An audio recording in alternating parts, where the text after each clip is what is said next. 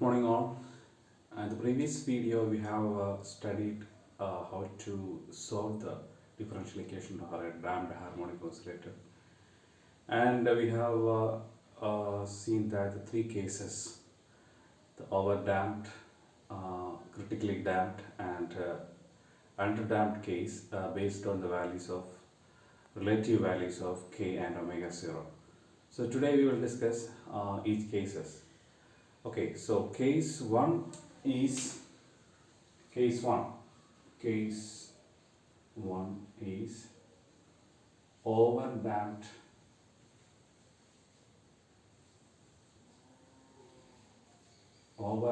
case where k square greater than omega 0 square. Okay, so here k is greater than omega 0 and the values of alpha 1 and alpha 2 are constant.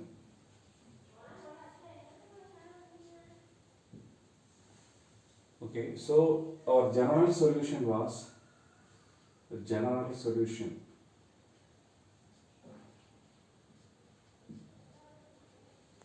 what was the general solution? X of t is equal to a e raised to alpha 1 t plus b e raised to alpha 2 t, right? So that is equal to a e raised to, what was the value of alpha 1? Minus k plus square root of k square minus omega 0 square into t plus b into minus k minus square root of k square minus omega 0 square minus k minus square root of k square minus omega 0 square into t. So here we can substitute for k square minus omega 0 square, and we are putting a value beta. So what will be the value of beta? Beta will be a positive quantity because k square is greater than omega 0 square. So beta is a positive constant. Okay, so here we can write x of t is equal to a into e raised to minus k plus beta into t plus b into e raised to minus k minus beta into t.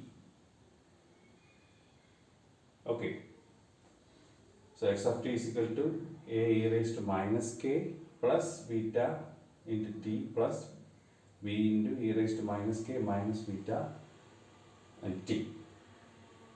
Okay, so from here we can see that if we start the oscillation from maximum value, that is the displacement is maximum, that is an amplitude is maximum. So from where we start the oscillation of a simple pendulum. Consider the motion of a simple pendulum. For example, we start the oscillation from the maximum displacement. So we release the bob of the simple pendulum. It will gradually comes to the equilibrium position. So here what we can observe is as times goes on, what happens? There is a e raised to minus kt is here. So what will happen? Yeah, the beta value will be less than k value. So because this k square minus omega 0 square. So what will happen? This e raised to minus KT component is there, so that what will happen? So the amplitude gradually decreases and comes to the equilibrium position. So here we can see it's a slow process because of the e raised to minus KT component. So how we can visualize that motion? So we can draw a graph, time along x-axis and displacement along y-axis. So here is the maximum amplitude. So here we can marks time.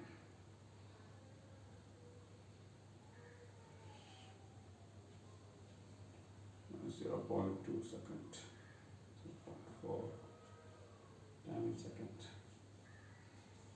point 6,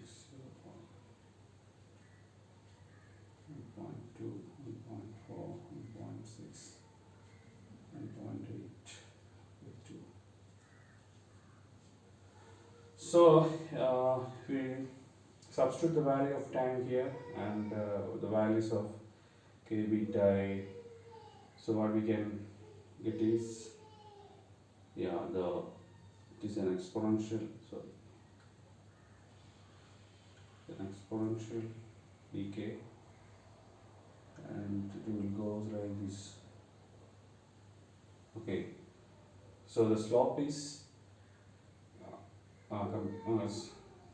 very low and it will take long time to come to the equilibrium position. For example, if we take a simple pendulum in a viscous liquid, so we are taking a big jar of viscous liquid, for example castor oil or something like that, having very high viscosity, and we allow a simple pendulum to oscillate inside the viscous liquid.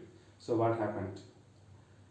So if we start the pendulum from maximum displacement and if we release the simple pendulum, it will start moving. So what will happen is, this is a case, it's an example for this over damped case. So from the maximum displacement position, simple pendulum moves, and after taking long time it will reach the equilibrium position.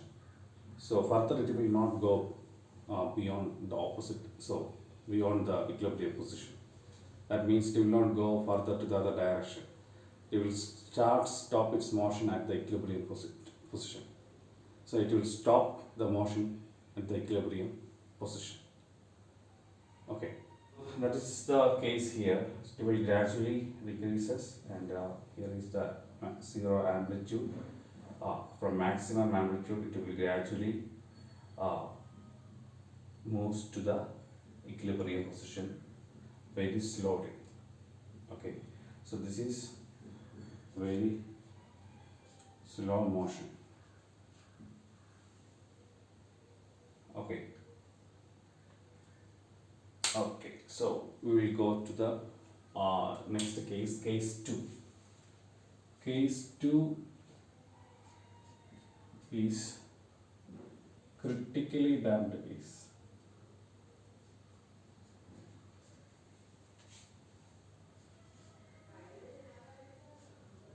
Critically damped. K square equal to omega 0 square.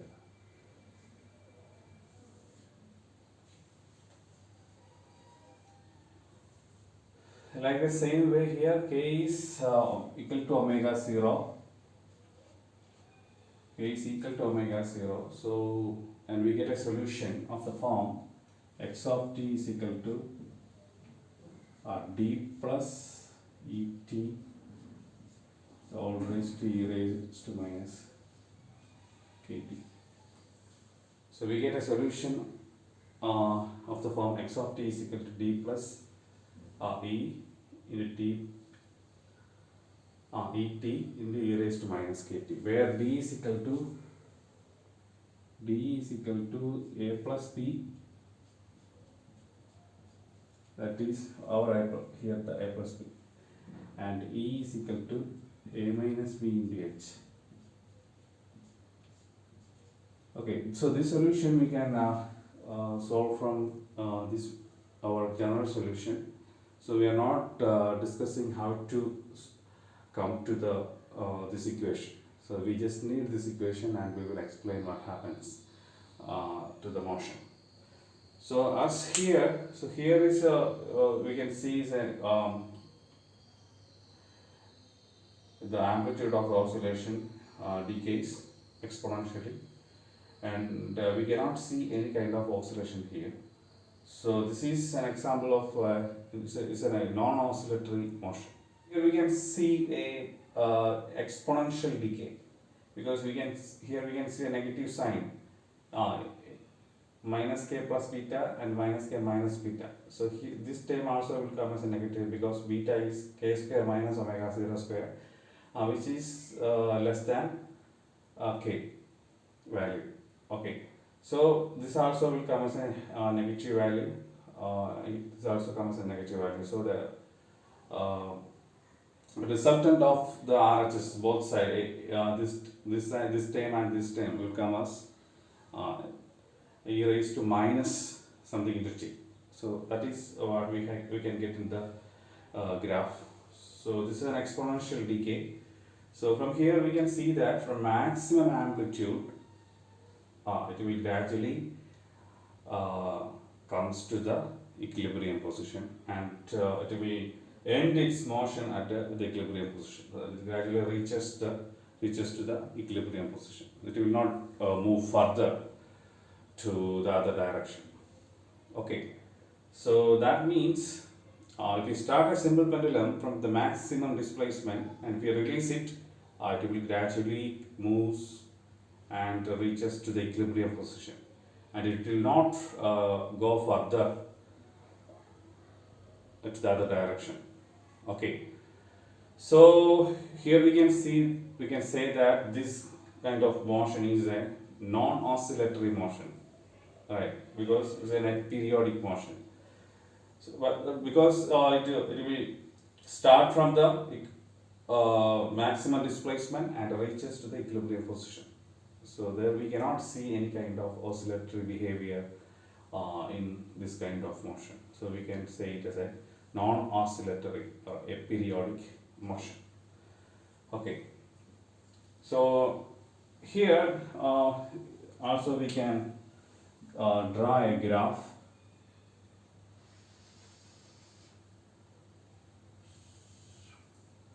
X of t, maximum amplitude, and we can mark the time 0.2, 0.4, 0.6, 0.8, 1.2, 1.4, 1.6, 1.8 and 2. So here what we can see is, so here we can see it's a fast motion, like it will start from here and it actually comes to the equilibrium position very fast.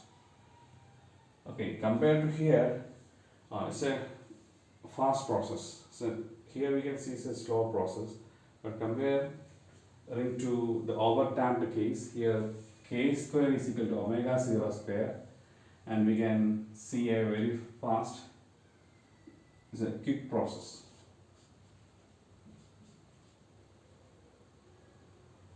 Because the slope is very high here compared to here. Okay, so here also we can see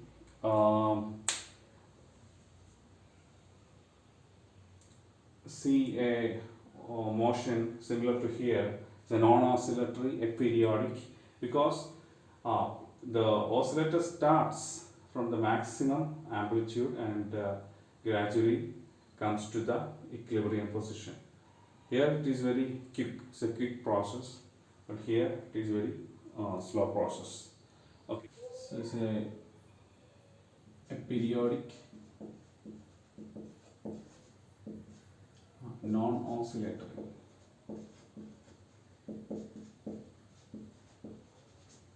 Here also we can say periodic motion,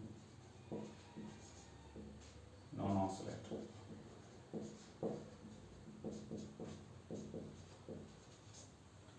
Okay, so a moving coil galvanometer is an example in this case, and a deadbeat galvanometer is an example for the overdamped case. Okay, so this is all about critically damped and overdamped cases in damped harmonic oscillator. So so what we can see here is both the cases, we analyze the motion of the pendulum in both k is equal to omega 0 and k greater than omega 0. So we can see a non-oscillatory aperiodic motion. So here we cannot see any kind of oscillations in both these situations. Okay, so and we will discuss the third case, case 3, the next video. Thank you for watching.